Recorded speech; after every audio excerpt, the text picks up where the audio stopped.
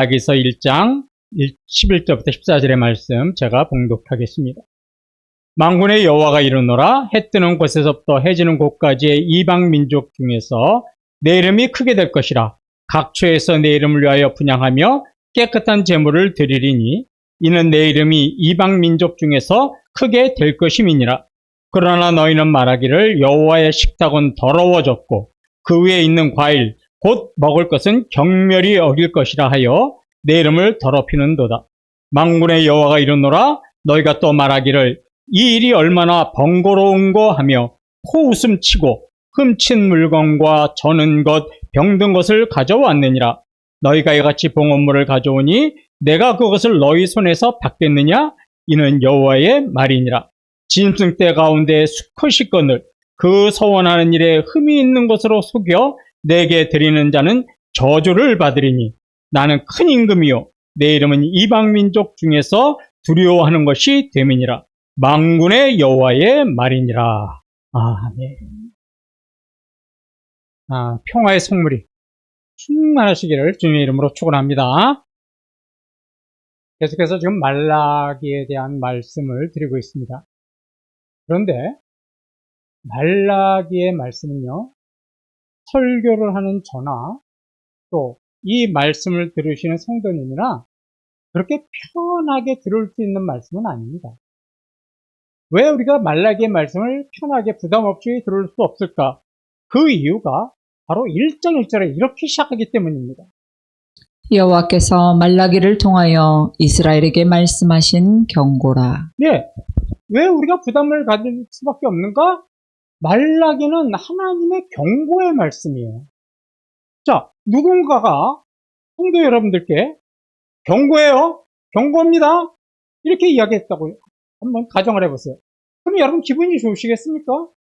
기분 좋을 사람 없어요. 오히려 거부감이 들고 반발심이 들겠죠. 마찬가지입니다. 말라기는 하나님께서 말씀하신 경고라서 우리가 뭐 편안하게 부담 없이 그렇게 들을 수 있는 그런 축복의 말씀은 아닙니다. 그런데요, 역설적인 게 하나 있어요. 우리가 말라기의 말씀을 들을 수 있다는 것은요, 아직도 저와 여러분에게는 희망이 있다는 겁니다.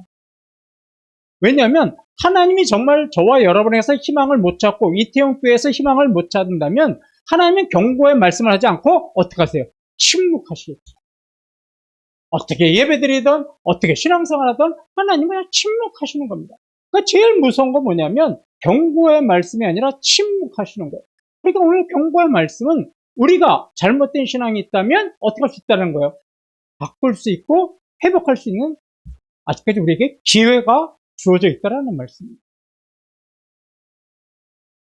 자, 오늘 저희가 읽은 말라기 1장 1절부터 14절의 말씀은 주제가 이겁니다. 잃어버린 예배의 영광을 회복하라. 이 말씀은요, 오늘 말라기서 1장 1절 11절부터 14절의 말씀은 두 번째 논쟁의 연장성산에 있습니다. 하나님이 제사장들에게 너희가 나의 이름을 멸시했다, 이렇게 얘기하셨죠. 그러자 제사장들이 막 즉각적으로 반발하면서 하나님, 우리가 언제 주의 이름을 멸시했습니까? 이러고 반발하지 않았습니까? 그런데 제가 지난번에 보여드린 것처럼 바로 이 모습입니다. 제사장들이 하나님을 아주 우습게 여기고 제사 드리고 저렇게 떡상에다 떡을 올리는 모든 모습을 저렇게 보기에도 벌써 가볍게 여긴 모습들, 그런 모습을 하나님께서는 뭐라고 그런 거예요? 너희가 나를 멸시했다라고 하신 거죠. 이 제사장과 유다 백성들은요, 굉장히 예배를 가볍게 여겼어요. 하나님을 무거운 분으로 두렵게 떨리면서 섬기지 않았어요. 그래서 이사야도 그런 얘기를 합니다. 이사야서 1장 12절 13절의 말씀입니다. 너희가 내 앞에 보이러 오니 이것을 누가 너희에게 요구하였느냐? 내 마당만 밟을 뿐이니라. 헛된 재물을 다시 가져오지 말라. 분향은 내가 가증히 여기는 바요. 월삭과 대회로 모이는 것도 그러하니 성회와 아울러 악을 행하는 것을 내가 견디지 못하겠노라. 예, 하나님은 제사를 멸시하고 예배를 우습게 여기는 그 제사장과 유다 백성들에게 뭐라고 했냐면 너희는 성전에 예배 드리러 온 거 아니다. 너희는 내 앞에 얼굴 도장 찍으러 왔고 너희 성전 마당만 밟으러 왔을 뿐이다. 이렇게 얘기하는 거예요. 교회에 왔지만 마음에 하나님을 두려워하는 마음도 없고 공경하는 마음도 없고 그저 주일이 돼서 형식적인 모습으로 예배 나왔다면 마치 어떤 거냐면 학생들이 학교에 출석 체크하러 가는 거하고 똑같다 이 얘기예요. 교회 출석 체크하러 왔다는 겁니다. 그리고 교회 마당만 이렇게 밟고 가는 거라고 똑같다는 겁니다. 자, 이 유다 백성들이 이렇게 예배를 드리니까 하나님께서 얼마나 답답하셨으면 뭐라고 그러셨어요? 누가 저 성전의 문을 좀 닫아줬으면 좋겠다. 이제 우리 성전의 문을 닫자. 그렇게 예배 드릴 바에는 우리 교회 문 닫자. 이렇게 말씀하신 거예요. 하나님은 예배를 받으시기에 합당하신 분 아닙니까? 그런데 예배를 받으시기에 합당하신 하나님이 성전 문을 닫았으면 좋겠다고 그랬어요. 성도 여러분, 이런 하나님의 탄식의 마음을 이해하시겠습니까? 이런 마음이 여러분이 느껴지십니까? 공경함이 없는 예배, 하나님을 가볍게 우습게 여기는 예배는요, 하나님 앞에 기쁨의 예배가 아니에요. 이건 하나님에게 견딜 수 없는 고통의 예배예요. 그러니까 나 더 이상 그런 고통 받기 싫다. 제가 뭐라고 해서 저 말씀 제일 밑에 구절 보십시오. 내가 견디지 못하겠노라. 나는 더 이상 그런 예배가 이제는 나를 힘들게 해서 제발 그런 예배 좀 그만두려다오. 그래서 성전문 닫자 우리. 이렇게 말씀한 거예요. 예배를 받으시기 합당하신 분이 성전문을 닫자고 하실 정도였어요. 우리 이 마음이 느껴져야 됩니다. 우리는 일주일 동안 정말 열심히 세상에서 치열하게 살다가 주일이 되면 교회 오죠. 너무 바쁘니까 우리는 사실 실질적으로 주일날 한 번 나와서 예배 드리는 게 우리의 마지막 예배이자 처음 예배이기도 합니다. 우리 교회의 현실도 마찬가지입니다. 그런데 우리가 주일에 대해서 교회에 왔지만 예배를 드리고 있지만 하나님을 공경하는 마음도 없고 하나님을 무겁게 여기는 마음도 없이 그냥 제사장들처럼 그런 예배를 드린다면 여러분 오늘 우리가 1시간 찬양하고 기도한 거 이거는 소음입니다. 소음. 하나님 앞에 올려드리는 아름다운 음악과 향기가 아니라 이건 소음에 불과한 거예요. 소음. 우리가 헌금을 했죠? 이거는 헌금이 아닙니다. 우리 교회에다 내는 회비가 되는 겁니다. 회비. 교회 운영 잘하세요. 그러고 회비 내는 겁니다. 공경하는 마음이 없이 드리는 헌금은 오늘도 부족한 종을 통해서 선포되는 하나님의 말씀은 나하고는 전혀 상관이 없는 먼 옛날 이야기 같이 들리는 겁니다. 어떨 때요? 하나님을 공경하는 마음 없이 이 자리에 나와서 예배드립니다. 여러분, 지금 여러분들은 어떤 예배를 드리고 계십니까? 주님을 공경하시는 예배를 드리고 계십니까? 아니면 저 이사야의 말씀처럼 하나님 앞에 눈도장 찍고 하나님 앞에 보이고 우리 이태원 교회 마당만 밟고 점심 식사만 하고 가는 그런 예배를 드리고 계십니까? 우리가 착각하는 것 중에 하나가요. 두 번째 논쟁에서 너희가 나의 이름을 멸시했다고 하지 않습니까? 우리는 하나님의 이름을 멸시하는 걸 어떻게만 한정을 짓냐면 우리가 하나님의 말씀을 제대로 듣지 않는 것, 하나님의 말씀대로 살지 않는 것, 하나님을 원망하고 불평하는 것, 이것을 우리는 하나님의 이름을 멸시한 거라고 이거는 다 알아요 우리가. 그렇죠? 그런데 오늘 말씀은 더 중요한 한 가지를 추가하고 있습니다. 물론 하나님의 말씀대로 살지 않고 하나님 앞에 원망하고 불평하는 것도 하나님의 이름을 멸시하는 거지만 하나님을 공경하는 마음이 없이 드리는 예배도 하나님의 이름을 멸시하는 것이라는 거예요. 우린 똑같이 이 자리에 앉아있지만 어떤 분은 하나님을 공경하는 마음으로 예배드리지만 어떤 분은 하나님을 지금 멸시하며 앉아있는 거하고 똑같은 겁니다.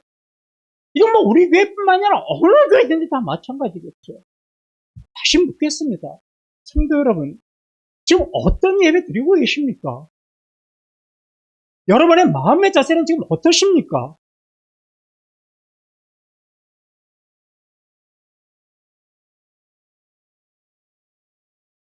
제사장들이 이렇게 예배를 드리자 하나님은 11절에서요 놀라운 선포를 하나 하세요. 만군의 여호와가 이르노라. 해 뜨는 곳에서부터 해 지는 곳까지의 이방 민족 중에서 내 이름이 크게 될 것이라.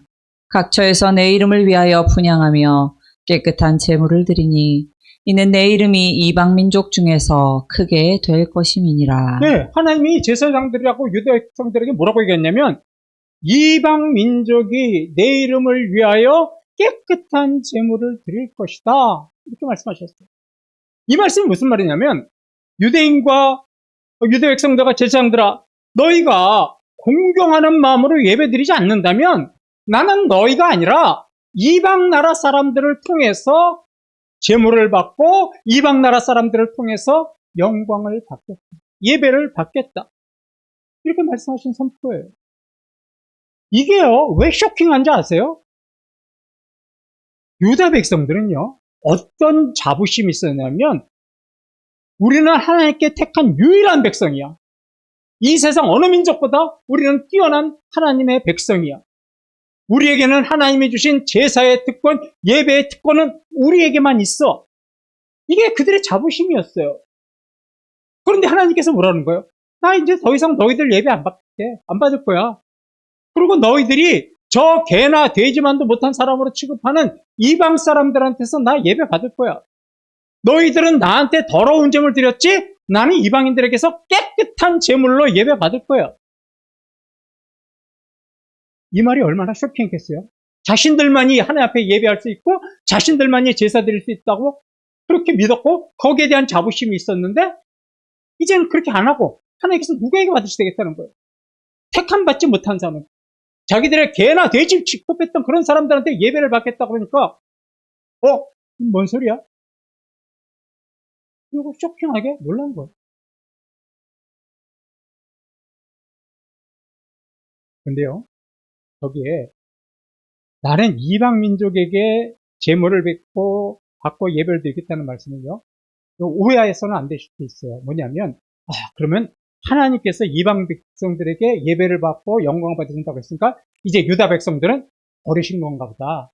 근데 그런 건 아니에요.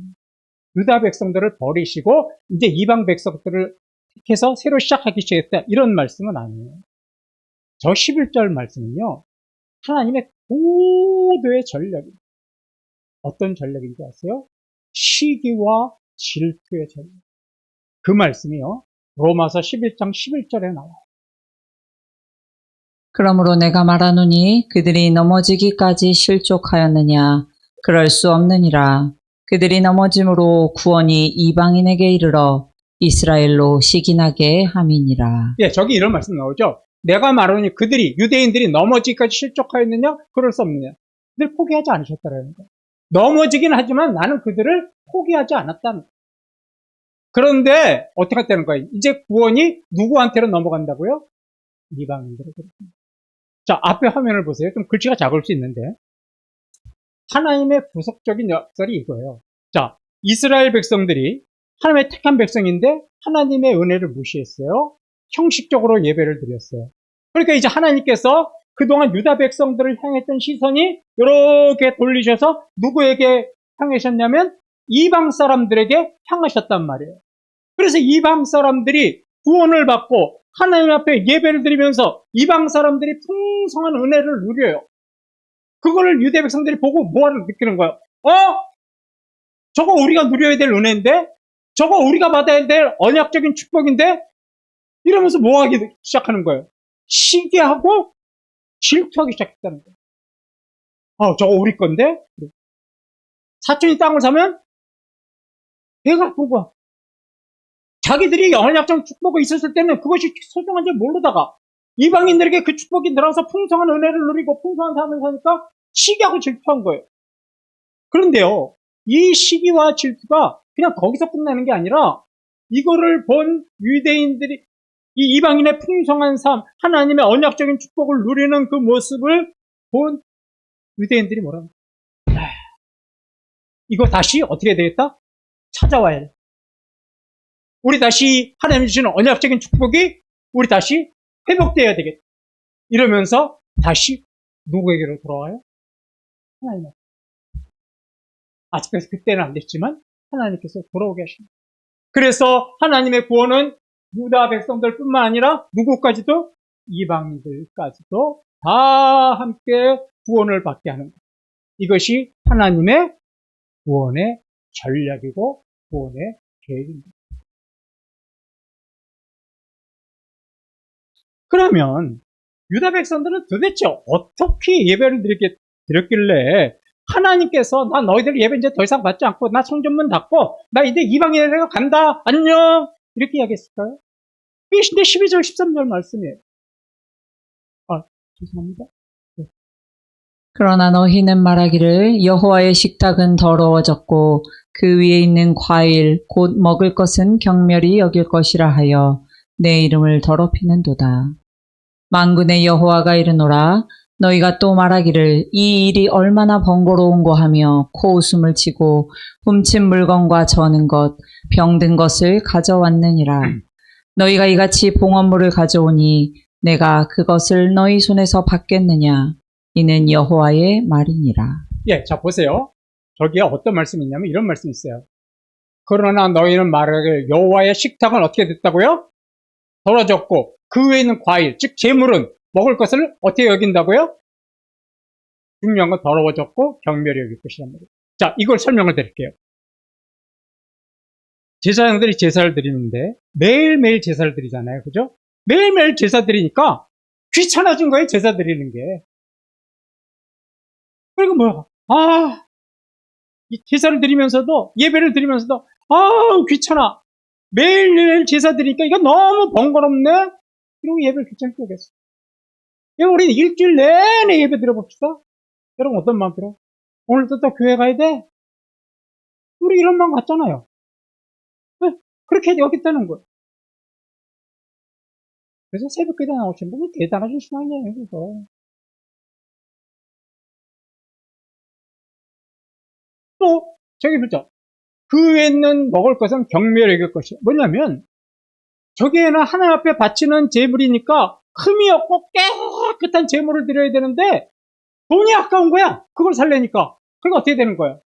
남한테 도둑질한 것 같아서. 남한테 도둑질. 내 거 쓰기 아까우니까. 병든 거, 싸구려, 곧 죽을 거 이런 제물을 딱 드려요. 자, 여기 제물이 있어요. 제사 딱 들면서 하나님 앞에 제물을 딱 올려놓고 이러는 거예요. 아유, 이거는 나도 안 먹겠다.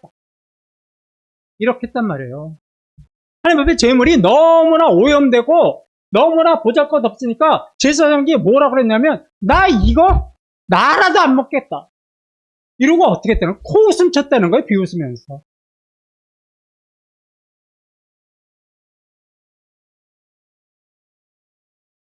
이 말씀을 묵상하고 읽으면서 어떤 생각이 들냐면 의심이 들었어요. 정말 이렇게까지 했을까? 그것도 하나님 앞에 기름 부은 제사장인데 이게 현실이라는 거예요.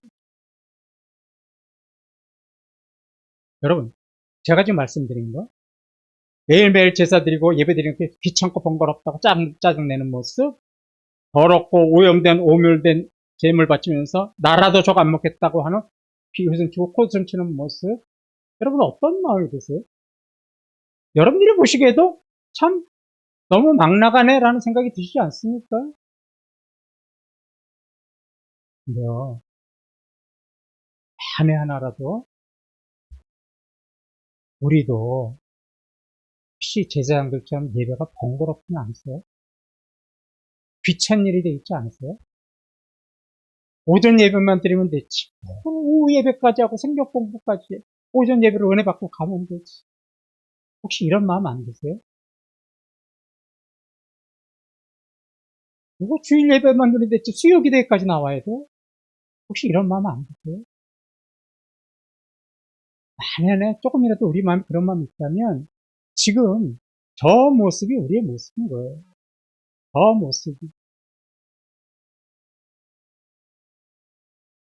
뭐 여쭤보겠습니다. 선생님들은 언제 예배가 번거롭다고 느껴지셨어요? 언제 예배가 귀찮다고 느껴지셨어요? 네? 언제?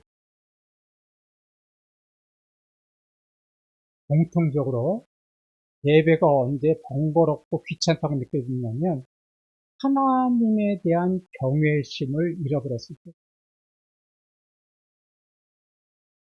윤호 학생, 오늘 경외에 대해서 배웠죠? 제가 쉽게 해석하면 뭐라고 그랬죠? 두렵고, 그렇죠. 예, 윤호 학생 잘 배웠어요. 두렵고 떨리는 마음으로 하나님을 섬겨. 우리 마음에 두렵고 떨림으로 하나님을 섬기는 마음이 사라지잖아요? 그러면 제일 먼저 나타나는 증상이 뭐냐면 예배가 귀찮아져. 예배가 지루해져. 번거로워. 뭐 이렇게 일어났다 앉았다 그래? 그냥 뭐 앉아서 편하게 예배 드리면 되지. 어떤 교회는 그냥 영화부터 시작 그냥 쭉 앉아서 있다가 그냥 가더구만. 귀찮아지고 번거로워. 하나님을요, 무거운 마음으로 섬기는 마음이 사라지고 하나님을 가볍게 여기잖아요? 그럼 예배가 번거롭고 귀찮아져. 그러니까요, 어떤 분이 이래. 또 예배 드려야 돼요? 그러면 딱 알아요. 저건 하나님에 대한 경외심이 이제 없어지셨구나. 자, 보세요. 세상에서 제일 지루한 시간이 어떤 시간인지 아세요? 세상에서 제일 지루한 시간. 경외함이 없이 앉아있는 예배의 한 시간이 세상에서 제일 지루한 시간이에요. 그렇지 않습니까? 뭐, 재미가 있어요? 딱딱한 설교에, 뭐, 찬양, 기도, 뭐, 재밌는 건덕들은 하나도 없어요. 그냥 얼마나 지루해요. 경외심이 없는 이 한 시간이. 예? 그러니까, 5분을 가만히 앉아있지 못하고 어떻게 돼요? 몸이 비비꼬이, 눈꺼풀은 서서히 내려. 주보지에 뭐하고? 낙서하고. 옆 사람하고 귓속말하고. 요새는 이게 눈치 보이니까 이제 카톡을 하더라고요. 옆에 사람. 너 오늘 아침 뭐 먹고 왔냐? 오늘 점심 메뉴 뭐래? 학생들, 절대 우리 교회에서는 예배 시간에 카톡 청년들 부탁드립니다. 네, 이렇게 부탁드려도 안 변하더라고요. 왜 그런지 아세요? 하나님을 경외하는 마음이 청년들이나 학생들에게 사라졌기 때문에 그래요. 하나님을 두려운 마음으로 섬기는 게 아니라 가벼운 마음으로 섬겼기 때문에 예배 시간에 카톡 보고 대화하는 겁니다. 여러분, 세상에서 제일 지루한 시간 되지 마시기 바랍니다. 정말 은혜의 시간이에요. 아니, 한 시간이 벌써 지나갔어요?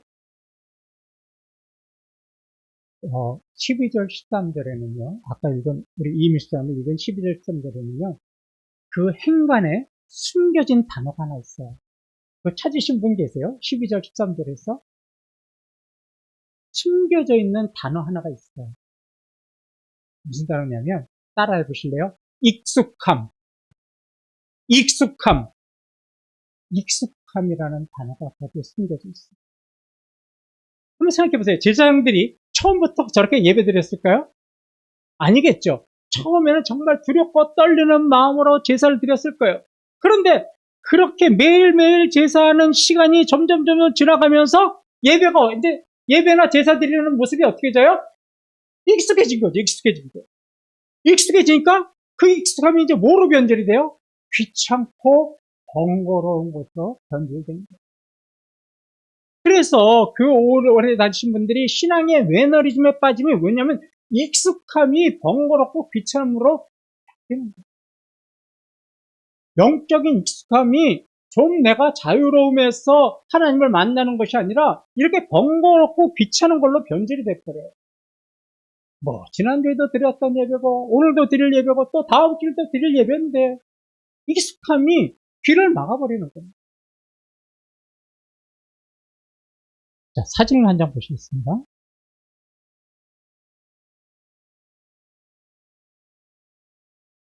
이 국립박물관에 저 국보 도자기를 이렇게 옮기는 직원이 있어요. 자, 뭐 하고 있습니까? 하얀 장갑을 뺐어요. 왜요? 국보가 이렇게 손상되지 않게.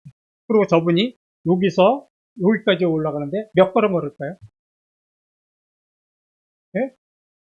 이게 네 걸음을 한 7걸음이면 될 것 같은데 7걸음에 옮길까요? 요로 가요. 그죠? 얼마나 조심스럽게 걷겠습니까? 얼마나 이거 깨질까봐 조바심을 내고 두려운 마음으로 옮길까요? 왜 그렇죠? 왜 그렇게 옮길까요? 국보의 가치를 아는 거예요.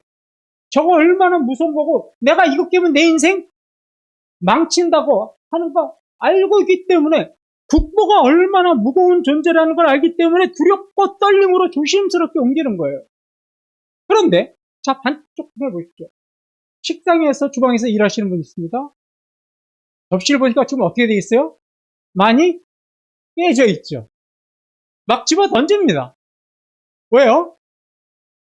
접시는 아무 데가 써나 살 수 있는 가벼운 거예요.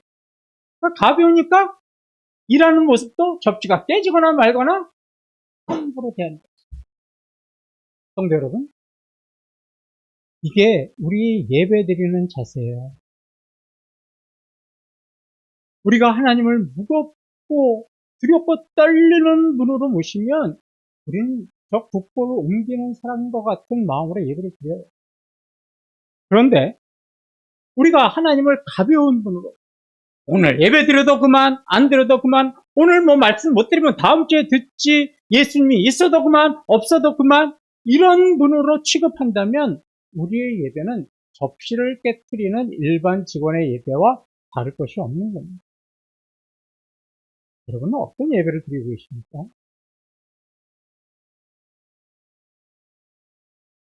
우리 예배에서요, 정말 부족한 것이 한 가지 있다면요, 아까 말씀드린 대로 경외심이 부족해요. 경외심. 하나님을 두렵고 떨리는 그런 경외심이 부족해요.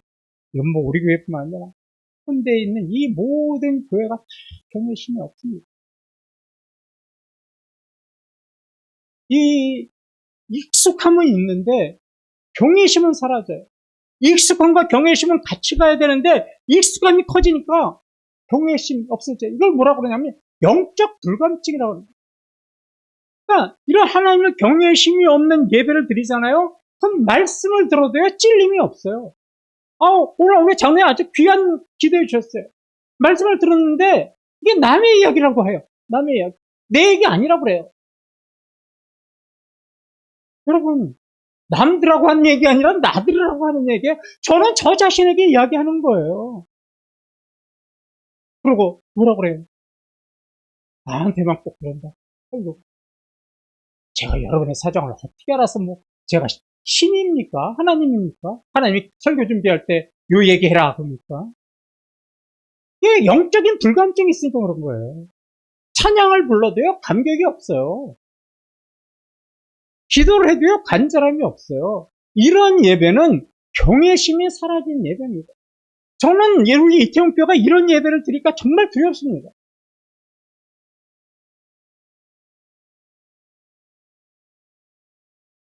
그냥 이런 경외심이 없이 익숙해서 온 거예요. 익숙해서.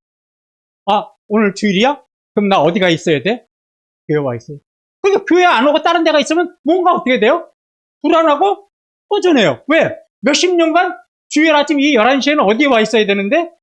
교회 와 있어야 되는데? 내가 딴 데가 있으니까. 익숙함이 벗어나니까 어떻게 되는 거예요? 뭔가 허전함을 느끼는 거죠. 주일날 교회 안 오셔도 돼요. 여러분들이 있는 곳에서 정말 간절한 마음으로 예배 드리셔도 돼요. 근데 그 익숙함이 그렇게 만나면 안 된다는 거죠. 그럼 우리는 어떻게 해야 이 익숙함이라고 하는 것에서 벗어날 수 있을까요?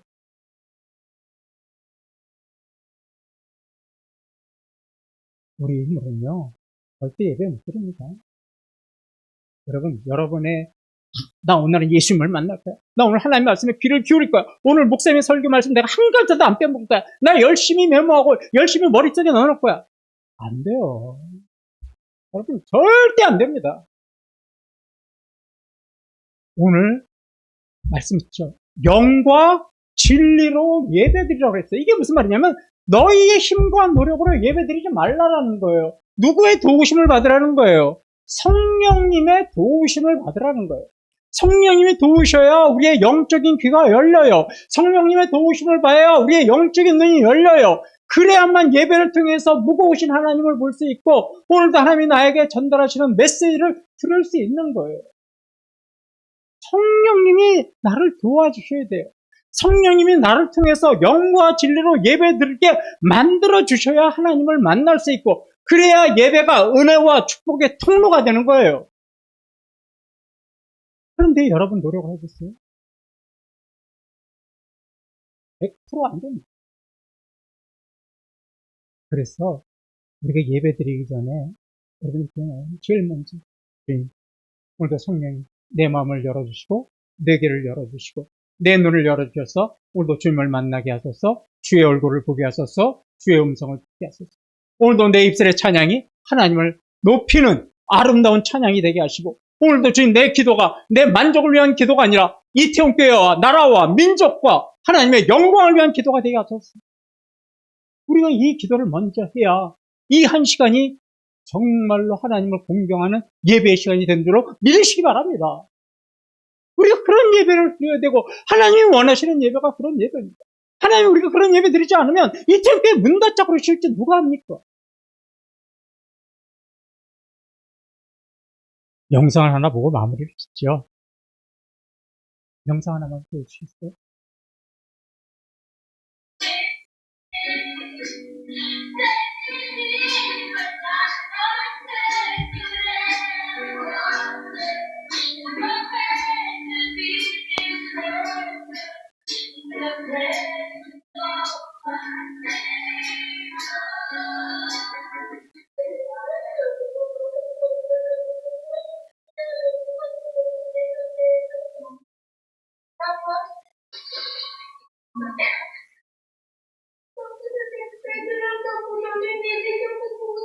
네, 감사합니다. 예. 여기가 어디냐면요. 필리핀에 제일 빈민가가 있어요. 어디냐면 뿔로라는 마을이에요. 이게 일명 어떻게 불리냐면 쓰레기 마을이라고 해요. 필리핀 곳곳에서 쓰레기가 저 마을에 다 와요. 그러니까 폐기되는 거죠. 그럼 저 마을 사람들은 거기서 좀 괜찮은 걸 재활용할 걸 찾아가지고 그것을 팔아서 근근히 생계를 유지하는 그 동네가 저 뿔로라는 마을입니다. 자, 그 마을에서 살고 있는 어린아이들이 예배 드리는 모습이에요. 그런데요, 거기에는 딱 하나 있어요. 이렇게 그늘막 하나 있어요. 그늘. 저 필리핀 더운 날씨에 에어컨도 없어요. 어젓한 교회 건물도 없어요. 의자도 없어요. 그냥 서서 저렇게 예배를 드려요. 악기도 없어요. 그런데 보십시오. 그런 환경에서도 이 어린아이들이 눈물 흘리며 하나님 앞에 올려드리는 찬양, 또 하나님 앞에 하는 간증, 여기에는 우리에게는 없는 한 가지가 있어요. 그게 바로 뭔지 아세요? 하나님을 향한 경외심입니다. 그런데 저 뿔로교회 어린이들의 예배와 우리 예배를 비교해 봅시다. 우리는 시원한 에어컨이 있습니다. 푹신한 교회 의자 있습니다. 좋은 악기와 찬양대가 있습니다. 우리는 모든 것을 다 조금 다 갖췄어요. 그런데 한 가지 우리에게 없는 게 있다면, 저들과 비교할 때 우리에게 없는 게 있다면 뭘까요? 하나님을 향한 경외심입니다. 그렇다면 하나님, 우리 교회 예배를 받으실까요? 홀로 어린이들의 저 예배와 간증과 찬양을 받으실까요?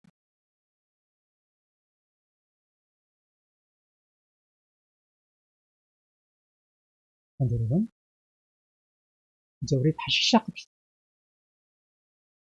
여러분들의 영성과 우리 교회의 부흥을 위해서 우리 다시 시작합시다. 예배의 익숙함에서 벗어나서 이제 경외의 심을 회복합시다. 번거롭고 귀찮았던 예배가 성령으로 충만하고 은혜의 단비가 내려지는 예배가 되도록 우리 모두 회복합시다. 하나님을 두렵고 떨리는 마음으로 말씀 앞에서 자신을 돌아보고 자신을 비춰보는 그런 예배가 됩시다. 우리 대형교회와 성도님들이 이렇게 하나님을 경외하는 마음으로 예배를 드릴 때 하나님 우리 교회를 통하여 놀라운 은혜와 축복을 주시고 여러분들의 영성은 더욱더 풍성해지는 겁니다. 우리 대형교회 성도님들의 심령이 하나님만 경외하는 그런 예배가 되시기를 주님의 이름으로 축원합니다. 우리 다 같이